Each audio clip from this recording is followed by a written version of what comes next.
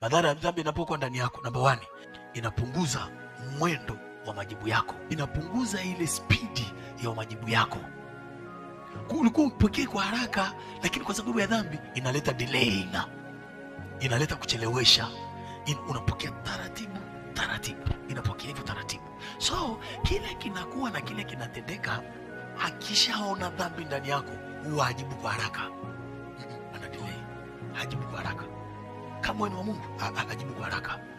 Ushavuta naacha, huwa anavuta subira ili ubadilike, huwa anavuta subira ili ubadilike, huwa anavuta subira ili ubadilike.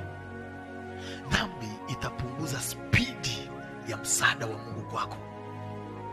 Nimekuambia inapunguza spidi ya mahitaji ya majibu yako, si ndio? Ya majibu.